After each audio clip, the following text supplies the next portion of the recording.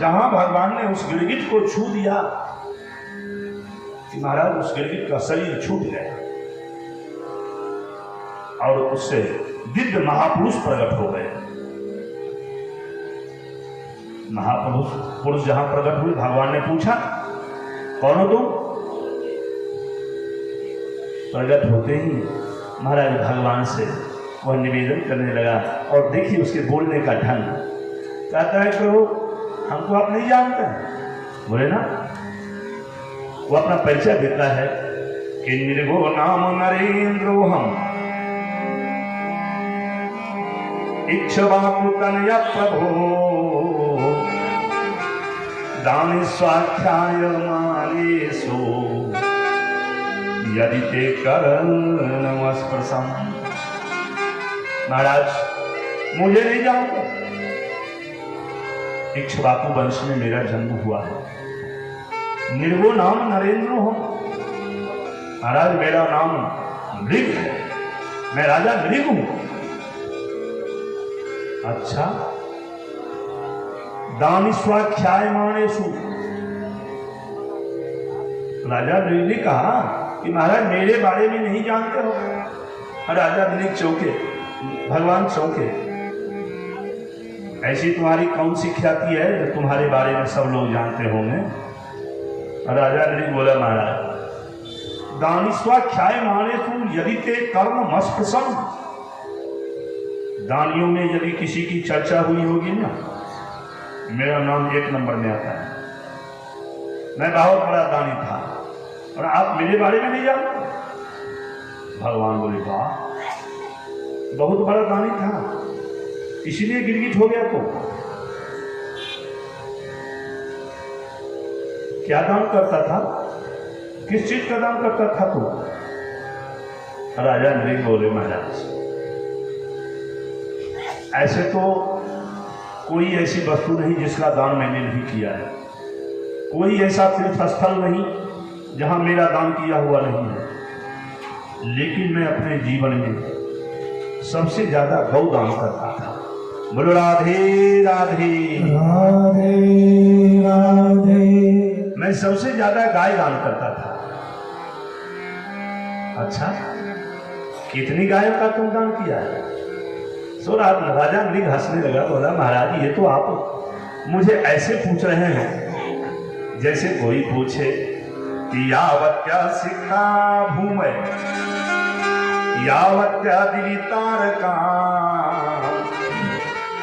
यावत्यो वर्ष धारांश्च तावतीर्दरास्मगा। महाराज आप तो ये ऐसे पूछ रहे हैं जैसे कोई पूछे कि यावत्यो सिक्ता भूमि, धरती में कितने धूलकण हैं, आकाश में कितने तारे हैं, वर्षा में कितने बूंदें गिरी। महाराज जैसे इन सब का गिनना असंभव, ऐसे ही मेरे द्वारा दिए हुए गायों का दान गिनना असंभव।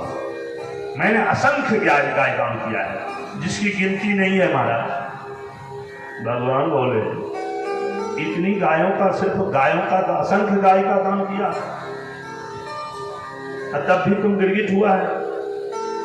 लगता है बूढ़ी छेली गैया दान किया था क्या, जो बिना मतलब, जो किसी काम का नहीं है, वो पंडित जी को दे दो। बूढ़ी छेली गैया दान किया था। राजा नृग बोला नहीं महाराज, मैं बूढ़ी छेली गैया दान नहीं किया। तो कैसा दान था तुम्हारा? राजा नृग कहते हैं कि पयस्विनी तरुणी शील रूपा गुणोपन्ना कपिला हेम श्रृंगी। पयस्विनी दूध देने वाले, अब वो ये नहीं कि बुढ़ापे में दूध दे रही है उसको दान किया, नहीं। तरुणी एकदम पहलूठ ब्याही हुई गाय दान करता था। बदमाश थी गाय, उस गाय को दान करता था नहीं। शील रूपा, एकदम सब गुणों से आगर, गुणोपन्ना कपिला हेम श्रृंगी। हेम श्रृंगी सिंह को सोने से मरकर और खूर को चांदी से मरकर में गाय दान करता था ब्राह्मणों को। भगवान बोले, गाय तब तो तुम्हारा बहुत उत्तम है, इतना सुंदर गाय का दान किया और तब भी तुम गिरगिट हुआ है। अच्छा अब समझ गए, पैसा 2 नंबर का होगा तुम्हारा, पैसा गारंटी तुम्हारा 2 नंबर का होगा।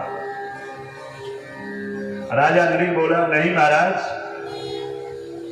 2 नंबर का पैसा का दाम मैंने गाय नहीं खरीदा है। तो फिर धन कैसा था? धन का स्वरूप बताता है कि न्यायाजिता रूप खुरा सबक्सा दुकूल माला धरना ददा बहम। राजा नृग कहते हैं न्यायार्जिता, न्याय के द्वारा जो अर्जित धन होता था मैं उसी का गाय खरीदा और उस गौ का मैं दान करता था। भगवान ने कहा कि तब तो तुम्हारा सब कुछ सुंदर है, तो फिर तुम क्लास कैसे बन गया, गिरगिट कैसे बन गया? और राजा नृग बोले, महाराज जीवन पर्यंत तो मैंने अच्छा ही काम किया, लेकिन धोखे में एक गलती हो गई मुझसे। क्या गलती हुई? बोले, एक दिन मैंने एक गाय एक ब्राह्मण को दान किया। मैं तो नित्य ब्राह्मणों को गाय दान करता था। एक दिन एक ब्राह्मण को गाय दिए, गाय लेकर बेचारे ब्राह्मण घर गए।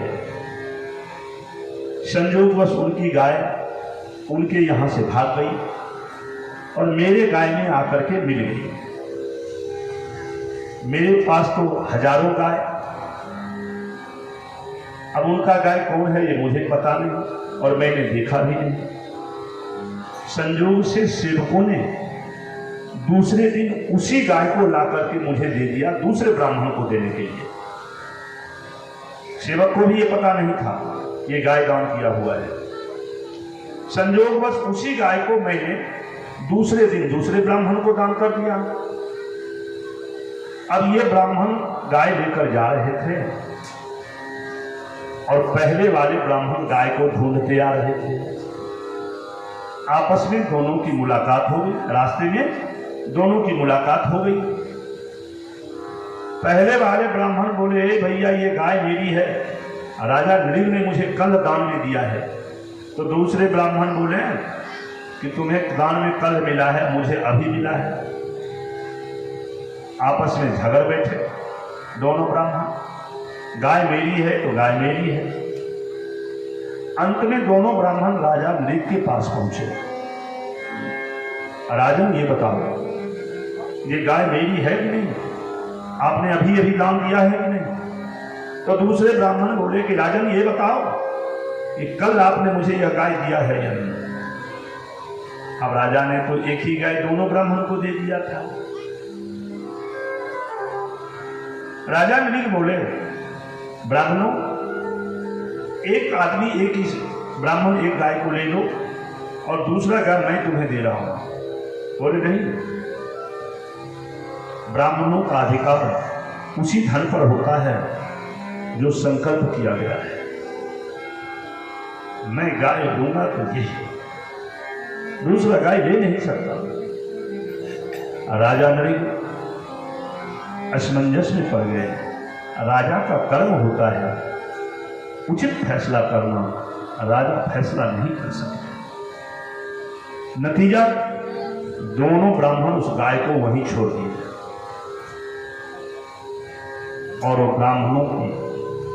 ब्राह्मणों को दी गई संपत्ति, वह गाय राजा नृग के यहां मिला गया।